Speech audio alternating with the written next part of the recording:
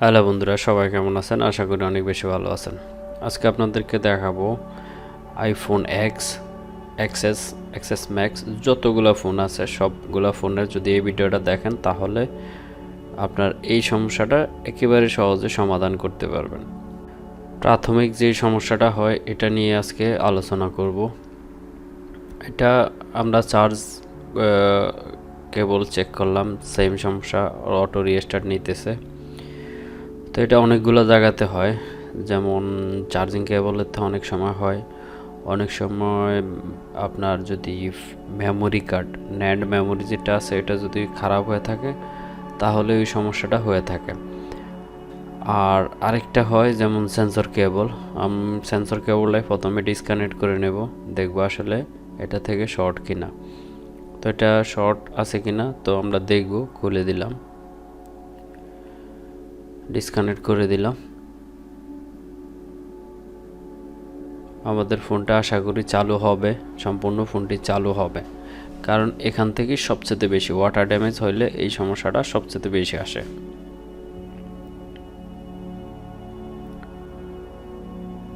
একটু অপেক্ষা করি আমরা।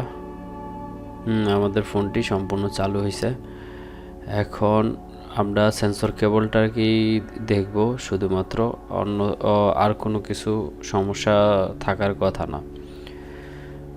এটা আমি যতটুকু আইডিয়া মনে হয় এটার ভিতরে আগে পানি ঢুকছে। ভালো করে দেখলে আপনারা দেখতে পারবেন যে এটার ভিতরে পানি আছে। ভালো করে নিচে খেয়াল করলে আপনারা দেখতে পারবেন যে এখানে পানিও আছে। তো আমরা কেবলটারে রিপেয়ার করব খুলে। অন্য কোনো কিছু ড্যামেজ আছে কিনা তাও দেখে নিলাম। যদি বেশি ঝামেলা হয়ে থাকে তাহলে কেবলটাই চেঞ্জ করে দেব। তবে অবশ্যই অরিজিনাল অ্যাপেলের যে অরিজিনাল ফ্ল্যাক্স কেবল যেটা আসে ওইটা লাগাতে হবে, নয়তো আপনার 3 মিনিট পর পর যে রিস্টার্ট এই সমস্যাটাও দেখা দিতে পারে।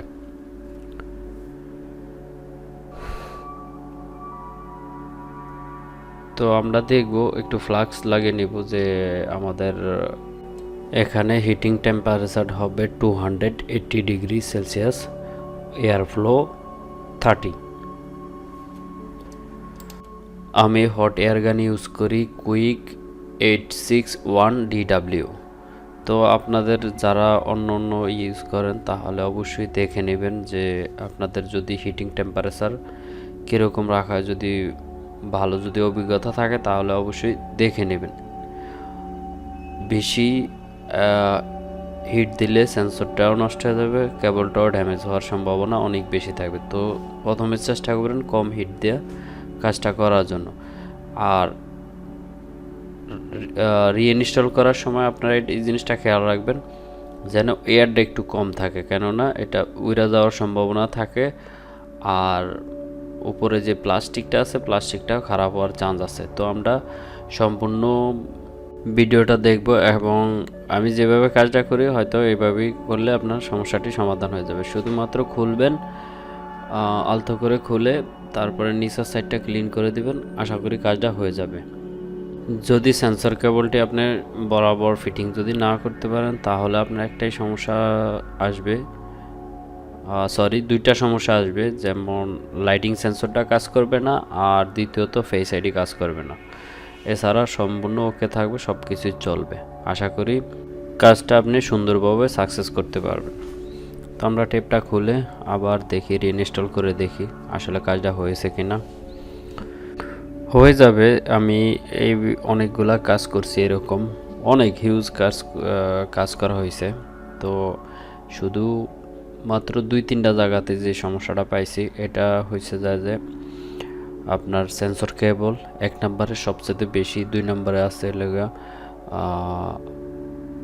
আপনার ন্যান্ড মেমোরি যেটা আছে ওইটার আশেপাশে কিছু ক্যাপাসিটার শর্ট থাকলে এই সমস্যাটা হয়।